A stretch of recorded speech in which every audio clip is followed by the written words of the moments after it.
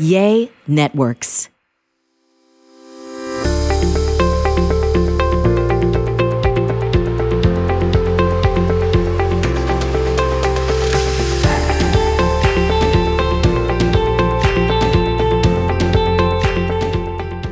Welcome to Greg Louganis is Alive, the podcast that challenges what you think you know. I'm your host, Greg Louganis, and yes, I'm still alive. I'm joined by my good friend and manager, Beth Zinman. Hello, hello. I'm so happy to be here. So we really didn't get a chance to talk yet. How was your weekend? My weekend was good. I was with the dogs. I went to ayahuasca ceremony. Which was really, really interesting. I've done a number of them, so it was it's very illuminating. Mm-hmm. Cool. Yeah, you'll have to tell me a little bit more about that. But we're gonna hold on that for a minute. We're gonna hold on. Yeah, because I'm curious. That's a whole nother. Right. We're gonna hold on that one. So I'm curious. How is your energy level? Like, I know you had stuff with the dogs, and that's been a challenge. Yeah, I mean, it's been really challenging because I felt low energy, and when you're low energy, it's hard to stay motivated. And, I'm an athlete, I'm a trained athlete. So I'm used to being, do this, getting to the workout, doing all that. But it's really been hard because my energy level has been so low. And so trying to figure out what the heck's going on. And I started working with Dr. Steve Small, and, he does energy work. And so he's been, I have all these supplements and teachers and diet, because what he has found is that I had mono when I was 16. Mm-hmm. And so the virus that it is, the monovirus, is the same virus that's Epstein-Barr virus. Right. So what he is talking to me about is cleaning out my liver and getting free of the Epstein-Barr virus.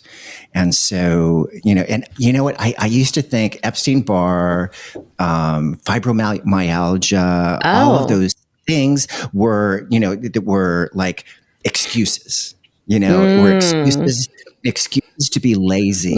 Greg. And so now having the experience of the effects of that, it's like, this shit is real. Yeah. You know what? I have, Hashimoto's, which is an autoimmune disease, kind of similar, to people struggling with like fibromyalgia and things like that, where my immune system attacks my thyroid. Like, my thyroid's an invader in my body. And it's very challenging because the thyroid, I'm going to say this and you're probably going to say what? Because, what are you talking about? But, Motorhead me, car lady, it's like the timing in the car. The car either runs slower or faster based on the timing. So literally my temperatures would be like 94 degrees. It's like humans shouldn't be existing in that space. My heart rate would be like all over the place. It was just had really crazy effects, digestion, tiredness to the point of just full body exhaustion. Something that like a 20-minute nap is not curing, whereas people used to tell me that. And I'm, kind of responding to you saying the preconceived notion of like, oh, you're just kind of being lazy, just push through it. But it's a whole different level, of exhaustion and your body just like running amok. It's crazy and have zero control. I also had a point with that where I felt like every breath I took, I was gaining another pound. Like literally every morning I woke up, I was like gaining another pound, bit more bloated, just like it was so bad. But I will say that like I finally got a diagnosis after being, I'm pretty sure it was like 10 years or so of suffering. And Right. it was a struggle to get the diagnosis. A lot of like medical doctors, MDs, don't, look at like autoimmune very easily or look at things that are like external factors that affect those kinds of situations. So, I learned like to add supplements, vitamin D, B12. They alleviated a lot of the exhaustion, the energy, like upping my protein. I've seen muscle come back and being gluten free, like, getting rid of the, what that does in terms of, the bloat and inflammation and like all of that stuff. So like, I know those things help me, but I will say this too, and I have mentioned this to you before.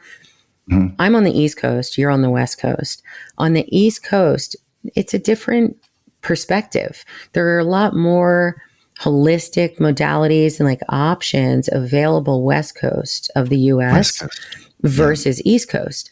So it's been, I think, a bit more challenging, but I know the first time I came to visit you and saw your hyperbaric chamber, I know, right? like I know you do a lot of things. I'm curious, like, and I know you do that, but what else do you think is, has really helped you in terms of, gaining back Greg? Yeah. I mean, and the whole journey with the hyperbaric chamber, I had 2 severe concussions in my diving career, pretty severe. And so when I was listening to Dr. Daniel Amons of the Amons Clinic, he said that concussions can be accumulative. And I had never heard that before. And so I went in, had my SPECT scan. They found injuries consistent with blunt force trauma. And so it just kind of made sense. And it was affecting portions of my brain that attached to motivation and all of that stuff. And, the oxytocin and, all of the other hormones that, that are involved. And so that plus supplements, that kind of helped me push through. Now with this whole Epstein-Barr thing, cleaning out the liver, cleaning myself, the trying to clean the virus out and all that, that's been a whole nother journey as well. So I'm really excited to be talking today with Dr. Rand McClain about achieving optimal health. Dr. McClain offers patients innovative care such as IV drips, stem cell, and hormone therapies, as well as other Healthspan treatments. Not lifespan, Healthspan. Cool. And I like that. There's a clear difference. You can live 100 years, but what's the quality of that 100 years, right? So he's a medical advisor, board member of the American CryoStem Corporation, Zen Foods, and the National Veteran Foundation. He's the author of Cheating Death, The New Science of Living Longer and Better, and soon to be released, a docuseries, Beyond Genetics. We'll be right back with Dr. McClain right after this break.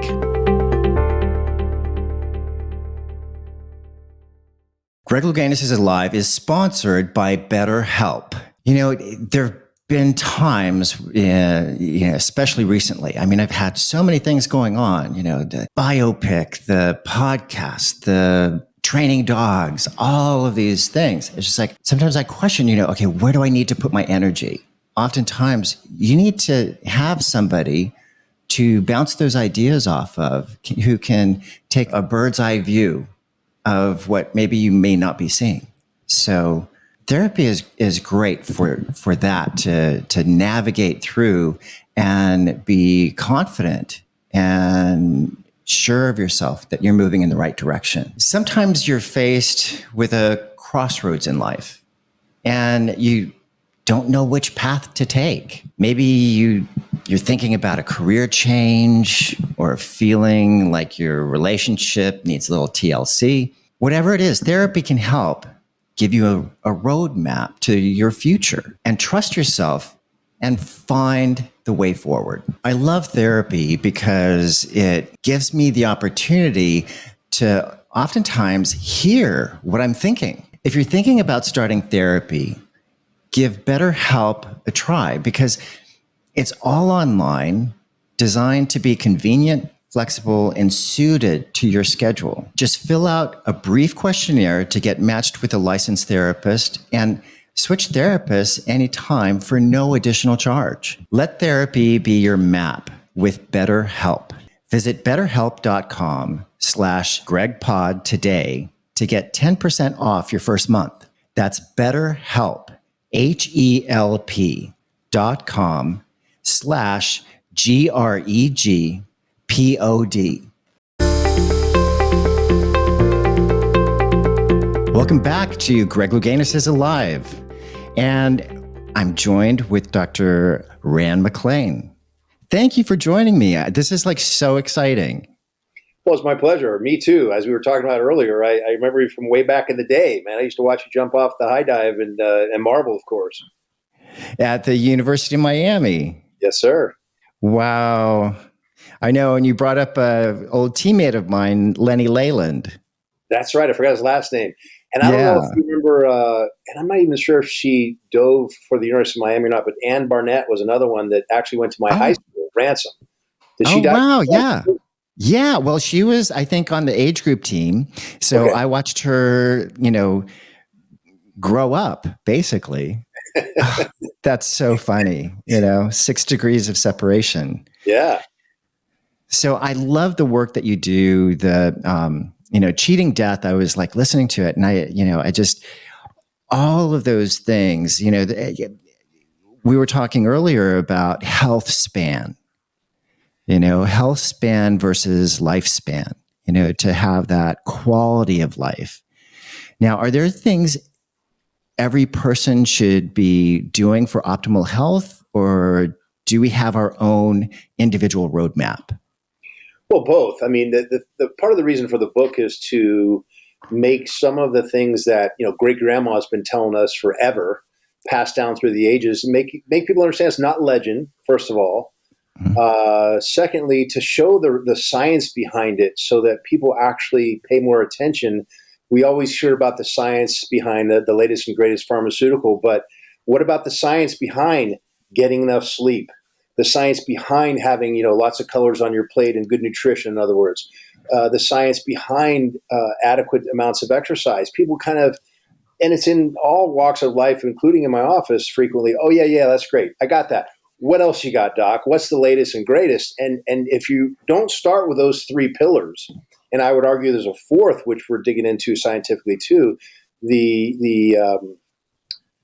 camaraderie is not the right word, but being with other people. We're humans. And we have survived through the ages by being with other people.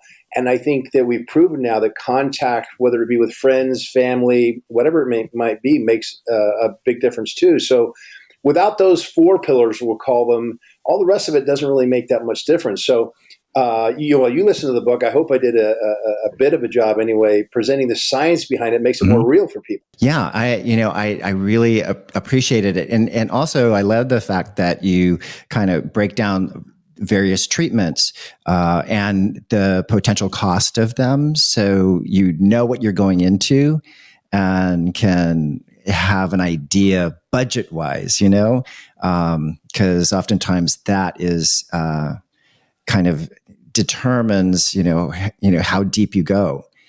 Now, and we go back to the fine tuning, though. Everyone should be able to, for the most part, when I say everyone, get enough sleep in a place where you can get, the adequate 7 to 9 hours of good quality sleep. Ditto for nutrition and exercise. So, and hopefully people are surrounded by other, loving, friendly people. So those aren't that hard. But yeah, some of the other treatments, especially the ones that are more cutting edge, do require a bigger budget, but you don't have to have those. If you stick with the basics, you can live a long, long, healthy life for sure. Now, okay, define the basics for? Well, again, the basics. So for sleep, there's research done by Dr. Bruce. They call him a sleep doctor. Dr. Walker. He's a PhD we stole from the UK. He heads the departments over at Berkeley now, and they've culled so much of the research and presented it in very easy to read fashion, showing that we need at least 7 to 9 hours, unless you're one of a very, very, very rare gene exception. There's like 3 genes that allow you to get away with maybe 5 hours. Most of us are not they. So that's pretty simple. And one of the biggest roadblocks I'll throw in here real quick is sleep apnea. It goes very underdiagnosed. And I'll save you going into the weeds why that happens, but it does go underdiagnosed and it can very much affect your sleep. But, it's different for everyone. Going back to the individual parts of it that you suggested, it's, we're broad stroking, but within those broad strokes, you may need 7, I may need 8, and you may need 7.5 if you go back to training, for something. Right. It might be harder than other things, and depending upon the year, but that's the window for sure. When it comes to nutrition, that gets a little bit harder to define, because I'm sure you've read through the ages all the different opinions that are listed as scientific, which is largely epidemiological studies, which are just wrought with all kinds of error, statistical bias out the wazoo. And I mean, we can just talk about during our era, remember when, salt was good, then it was bad, then it was good. Now nobody knows, it depends. Well, yeah, that right. Makes sense. It depends, right? As an athlete, you can't do without it, but the average person who sits at the desk all day probably doesn't need that much. But how about when broccoli, which we all thought was great for you, then all of a sudden they said, well, there's some things in broccoli that are bad for you and you weren't supposed to eat broccoli. I mean, crazy stuff comes through the pike, right? Right. And the take-home message that I hope to deliver in the book is that is truly individualized. There are people that do better with different things, I think, in great part because of their genetics. There was a great story, speaking of athletes, there's a up-and-coming rider for the U.S. team, bicycle rider, and he was from Alaska. And they were giving him the standard U.S. Olympic Committee diet, with a certain ratio of carbohydrates and protein. And the guy wasn't coming through as promised. So they found out he was part Inuit. And so they started increasing the fat content of his diet. And all of a sudden his time started getting better. So again, the take home is, maybe start with something you think is reasonable, like the Mediterranean diet, or if you want to do the ketogenic diet, and see what works for you. And that's the best thing you can do. And then lastly, if we're going to stick with just the 3 pillars, the exercise component is also very individualized. When we were in our 20s, we could get away with just about anything, right? And right. Training was, what's overtraining? Nowadays, we don't recover as quickly, or at least I don't. Maybe you still do. And so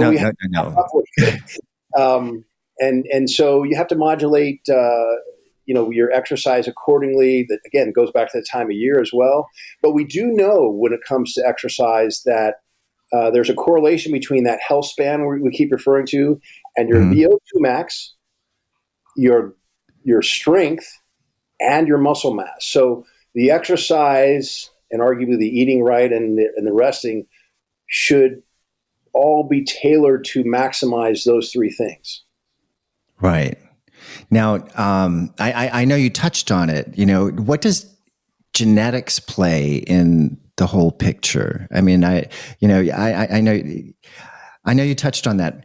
I mean, I have my own feelings and beliefs surrounding that that you can beat the genetics kind of thing. Just be cognizant and aware and take that under control. Like, an example that just popped into my head is like because being HIV positive, I've been on all kinds of different antivirals and protease inhibitors and all that. When the protease inhibitors came up, then one of the side effects of Crixivan was fatty deposits. So I took it upon myself to cut out all fat, not as much fat as I could from my diet, so that I wouldn't get the hump and the extra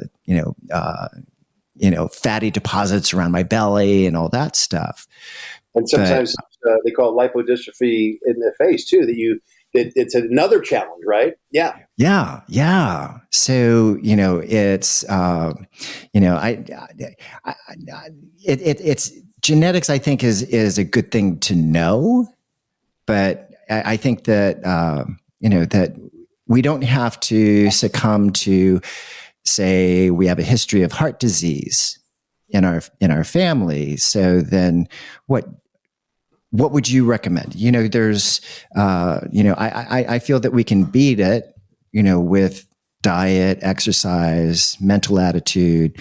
And I think that fourth pillar that you were talking about is, socialization, that social connecting. Well, the answer to the question, I think, is easily proffered up as 50-50, so you don't get in an argument with people saying it's 60-40. Okay, we'll call it 50-50, genetics, nurture versus nature, that kind of thing. But to your point, excuse me, to your point, there's a window, okay? And so if you're predisposed to, for example, heart disease, then yeah, typically if you stay on the other side of the window, you won't go anywhere near it, whether it's heart disease, metabolic dysfunction, all kinds of things. And that's what, part of what I wanted to suggest in the book is that we have a handle on. And beyond that, and this is where it really gets cool, that 50% that determines your window, we are now able to manipulate that with gene therapy. So the cards you were dealt, okay, one analogy, you can decide how to play them and still win. But this is actually going to change the cards you're dealt so that it's even easier. Okay, so that's why we, a lot of people will say, oh, yeah, I have a family disposition for this, that, and the other. So screw it. I'm just going to, eat and drink and have a great life until I pass away. And that's horrible. If the basis for that is thinking, oh, I don't have any choice anyway, right? Mm-hmm. So that's, again, part of the message of the book is we have not only what you suggest, which is opportunity to move within that window, but opportunities to change the cards we're dealt. Right. And, it's taking control, being in control of, a desired outcome. So which is tough if you're not, well, you always want to be motivated. We all know that as an athlete, right? I mean, motivation is everything. Certainly getting little victories adds up. But if your outlook is bleak because of what we've been presented in the media for so long, or you're just not aware of the latest and greatest in the discoveries, again, part of the purpose for the book, then, it's hard to get motivated. Again, oh, yeah, I'm destined to this. No, you're not. That we can challenge that. We have that in our potential to, to challenge the stories that other people have told us that we believe, and we can change that story. We can change the narrative. Absolutely.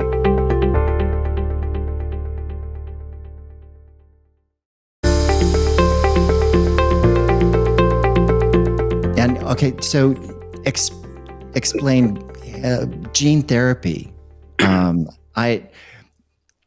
They did gene therapy. We did gene therapy. I was in a study at UCLA, and to treat my HIV, and I went through this thing. As an elite athlete, we're guinea pigs, right? So they're trying to figure out how we work and all that. So that whole idea of being a guinea pig for all these things has just kind of continued through into, my HIV treatment as well. So, so they did what was gene therapy. What does that entail? Well, we've developed different avenues to deliver we'll call it the replacement gene, the gene that we want to insert. And sometimes that's not always the case either. Sometimes all we want to do is delete the certain section of gene that we don't want, but we take that and typically we use a carrier where we'll remove the contents, the DNA from, say, a virus, and replace it with what we want to insert. And we use the nature of a virus, knowing that it's going to go in there to the cell and essentially infect the cell, but we're going to infect it with our own DNA and replicate what we want. The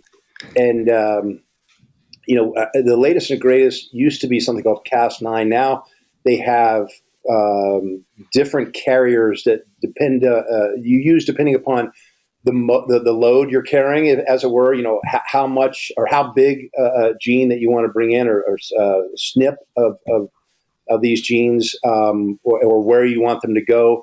Certain of these carriers are going to be more likely, say, to go to the liver versus the heart. So we have a big array, and it's getting bigger, of avenues to deliver these genes. But essentially, to answer your question, sorry, I'm going off on tangents. All we're doing is we're either getting rid of, deleting what we don't want, period, or we're deleting and adding, and sometimes actually just adding. So it's we have different ways of treating it, but the upshot is that it corrects the problem. Again, it changes the cards we're dealt, and you got a whole different window. Now, okay, so I mean, hearing all this, it sounds really costly. Does insurance cover any of this, or? That's a great question. It depends. For example, when you're dealing with HIV, when you're dealing with cancer, these are recognized disease states, right? Where they go, okay, it's official. And here's where it gets really, gray the line, right? Because, for example, everyone's heard of these new drugs that are out for weight loss now, right? Wegovy, Ozempic, they're all semaglutides. And then Mounjaro, which is another version of this. Obesity is considered a disease state, right? An illness, whatever you want to call it. Well, shouldn't all those drugs be covered by insurance then? I mean, I'm just raising the question I think you're asking. Like, hey, and where do we draw the line, of course, is the question mark. And I think that depends upon the insurance companies. But here's something interesting when it comes to gene therapy. And this is on, I think, an HBO documentary. You can look it up yourself. There's a guy, I think he's based out of San Francisco, that sells these kits. So you can edit the genes in, say, your own dog. And they're making crazy things happen, like glow-in-the-dark dogs, purple-haired dogs, stuff like that. No, it's real. You can look it up. So It can't be that costly. And it's not as difficult as we think. The biggest thing when it comes to gene therapy, in my opinion, that's holding us up is just FDA regulation. We want to make sure that these changes we make are safe.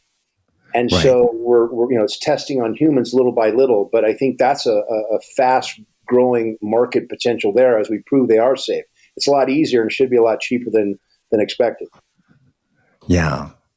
Yeah. So what do you think is the most important tests a person should have, or treatments for someone who's not functioning at their peak level? That's a broad question. So much of it is individualized. You'd have to start, of course, with what we call the chief complaint of the patient. What's your biggest complaint? Is it, anywhere from headaches, lack of energy? I'll be selfish here because I've been struggling with my energy level. Okay. So energy, which has affected motivation and all that, not quite sure if it is through the brain trauma. I had 2 concussions, or also it's been identified because I had mono. I have the Epstein-Barr virus, and that's what is kind of inhibiting that energy and motivation for me. Well, that might very well be something that's contributory. But one thing that I would look to right away, knowing that you and I are of similar generation, is, and don't shoot the messenger, but let's just say as a master's athlete, we'll call ourselves, right? Sure. You are not producing the same amount of hormones that you did when you were younger, okay? And one hormone, very important, as you're probably well aware as an athlete, testosterone provides energy. It's nature's antidepressant. It gives you that sense of well-being, which can, turn into your drive. I mean, so many of these things ride upon the other. That would be one of the first things I would check, just given your age. That's kind of a no-brainer. By definition, your hormones start to go south at about age 35, and then add to it the stressors that we go through in the 21st century. You're going to move that window a little bit closer to younger rather than older. So that's an easy one to start with. But then we take it little by little. And of course, I don't need to go through this with you on air here, an individual at least hours worth of consultation. But that's the job of the physician and the patient to get into the specifics of when did it start, how long has it been going on, refine it as to is it energy that is just never there? I would call it like your idle speed, just all throughout the day, or once I get in the gym and start working out, after 10 minutes, I'm so glad I'm there and I got my energy back. Those represent possibly two different hormones, for example, thyroid versus testosterone. So it can get somewhat complicated, and there are a lot of confounding factors. But again, the take home is it's typically fixable. It's typically fixable, and yes, I mean I do. A part of my treatment is testosterone, is hormone replacement, to address that, so it's looking at all of those things, and thyroid, so what you kind of expressed was that if you get into the gym and then you start going and then you feel better and it's like, okay, yeah, I'm glad I did this, that would indicate thyroid. To me, that makes me look toward thyroid, because again, I refer to it as your idle speed. If you're idling low, okay, but then all of a sudden you have to then use your horsepower. I call that your testosterone. Okay, you've got the testosterone. When you get in the gym, things get done, and you're glad you got your blood moving, and you force your engine to run faster than at idle speed, and you feel comfortable again. You're like, okay, that's how I'm supposed to feel. And then if after the workout, or of course before the workout too, you're kind of, oh man, I just don't have any get up and go. Again, it doesn't mean it's truly the thyroid, but that's the next thing I would look to in my practice. It's so interesting because when you said that thyroid versus testosterone, because I was diagnosed HIV positive 6 months prior to the Olympic Games in '88. And I didn't share this with my coach. I was like literally crawling from my bed to the bathroom and poured myself the hottest bath that I could and slink in there. And so just so that I could touch my toes. And after talking to some friends of mine, I realized, oh my God, a part of the side effects of the AZT that they put me on was, low testosterone. And I was like, oh, my body wasn't recovering. I thought I was just overtraining, and I didn't think to even have my testosterone tested. Well, yeah, unfortunately, that was one of the first drugs, as you recall, obviously, and there were a lot of side effects that came with it. I'm not sure how much of I detail, or if any, in the book. I have a docuseries where another gentleman, friend of mine, Nelson Virgil, recounts his experience, because it's similar circumstances to yours. He came out to California. Long story short, they not only use testosterone but some anabolics to keep the wasting portion of the syndrome at bay.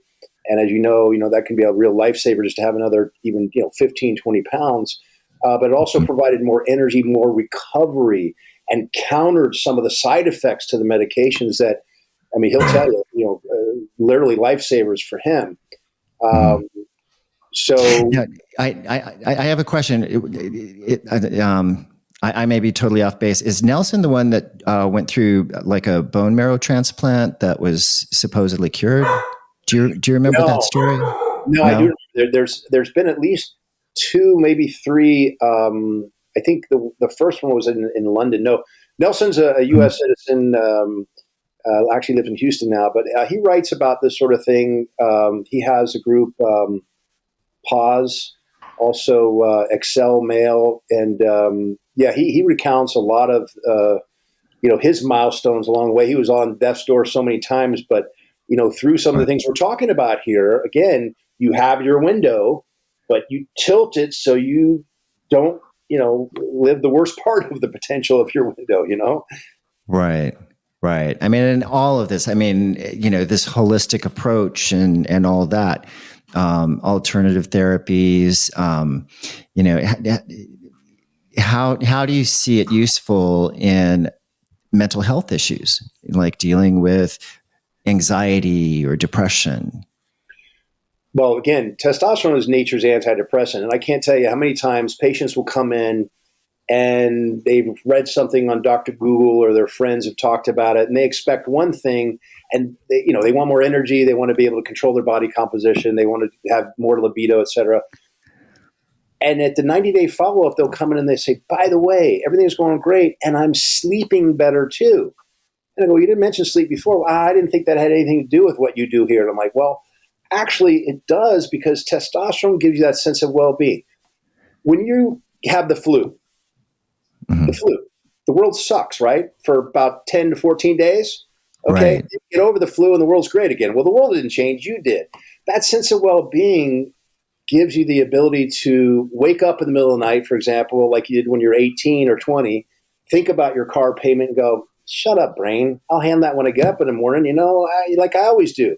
Whereas, when the testosterone's low, when you're feeling down like that, as soon as you have the energy to start ruminating about these things, you do. So many people complain about this. You go to bed exhausted at 10, you wake up at 2 with enough energy to start worrying again, and you do. And that can lead to a vicious circle of not getting enough sleep, which leads to more depression, more lack of energy, et cetera, et cetera. So, and I don't mean to make it out to, you'll appreciate this, I hope, maybe not your audience because of maybe the generation that remembers, but it's not like a Saturday Night Live skit for Shimmer. It's a floor wax. No, it's a dessert cup. Right. But it Right. does do a lot of things. And so I don't mean to make it out to be the end all be all, but this is one hormone that makes a big difference. And that's just, one of the ways it applies. Yeah.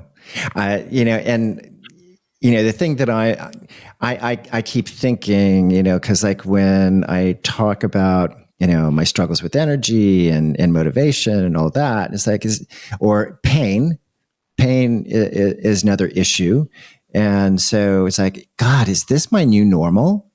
And people, so many of my friends, they say, oh, it's just your age. It's just your age. But I don't know that I agree with that. Don't agree with it, because while these things do tend to happen with age, the trick is to postpone them as long as possible. And all the studies on centenarians basically boil down to that. They get the same disease as we do. They just get them a decade, 2, 3, 4 later than the average person because of the things they do, including the cards they were dealt, their genetics. But we can't, as of yet, change all of our cards. That's coming. But we can certainly change the way we play them. So I would not accept that. I mean, that's very frustrating to hear, actually. It's one thing when it comes from friends who you could argue might be ignorant. But when it comes from a physician who just says, oh, yeah, that's you're getting older. Just deal with it. Really? That's why I came here? Right. Yeah. And just another side note, pain is a big one. That Yeah. You realize how much energy you expend on pushing that pain down and getting through the day. So that's a big one. And that's where, we could definitely talk about ways to reduce pain if we can heal the basis for what you're feeling the pain. That's where stem cells can come in handy. If you've got injuries, whether they're muscular, whether cartilage damage, stem cells provide a really good source of repair and therefore reduction in pain. Yeah, I know. I've heard a lot of stories from various athletes who, tore their meniscus and, not thinking that they're not going to be able to compete, and they're in a short window, and stem cell, gets them back in there. That it's just not that it's a miracle or anything like that, but it enables them to heal much, much, much faster. And without robbing Peter to pay Paul. The example I used when, in our day, we used a lot of cortisone, right? Right. Oh, cortisone injection, get him back on the field. The problem is that's like using a rubbing compound where you're shining up the paint, but how are you doing so? By rubbing off the top layer. So there's some sacrifice made there. And it really comes down to a lot of the time reducing inflammation, which stem cells will do, as well as provide the impetus for the body to actually regenerate itself, where cortisone just gets rid of inflammation. The things we do to reduce inflammation are also very important, not just to reduce pain, Okay. And there's plenty of ways to do that. Polyphenols, I talk about in the book, just generally living well, getting enough sleep. All these things can help reduce inflammation, what we now refer to as inflammaging, right? Because we know there's a huge link between inflammation and poor aging, we'll call it, because it disrupts the cellular function. It creates a problem in the function of the body. It's not just the feeling of pain. It gums up the work. So another reason for doing all the things we're supposed to do, that grandma told us, and now we know that science is reinforcing. Right. Yeah. Yeah. I think, like the biggest thing that, and also like one of the hardest things is, cutting out sugar and, the flour and, and that sort of thing. It's, but, going on that path, I think I'd rather have that health span over lifespan. Oh, absolutely. I've never had anybody come in and say, hey, Rand, if you can give me, 20 in the back end, 20 miserable years in the back end, I'll trade that, for 5 years up front. I mean, it's never that way. People actually say to me, they come in thinking that that's what they're doing. The opposite, I should say, is that, okay, I'm going to have 5 more good years, but I'm trading 20 away on the back end. And it almost breaks my heart because, wait a minute, think about that. We're actually improving your health, which tends to go with improving your lifespan too. Right. So it's not like you're robbing Peter to pay Paul. And of course, that's what we want to do. When it comes to sugar and flour, just again, for the athletes listening, as an athlete, that especially when we're younger, I mean, if you're in the Tour de France, right? You're gobbling up as much sugar as you can get in your system that your GI will absorb because you're using it. And many a world record has been set, a championship won using plain old white sugar, right? That's not the time for alfalfa sprouts and carrot juice and, whatever, the nutrients. But we tend to keep doing those things as we get into more of our, master's athlete mode. And that's where it can burn you. Yeah, because the excess sugar doesn't do any good. Yeah, and actually, it's it works against you. Absolutely. There's a really good author, a journalist, I think by trade originally, Gary Taub, who wrote a great book about the case against sugar. It cites a lot of the studies, and it's a good read for people who really want more impetus to drop the excess sweets. Yeah. Yeah. I had such an incredible conversation with Dr. Rand McClain, and we split it up into 2 parts. So please click like, subscribe, and see what part 2 is all about. Until next time, namaste.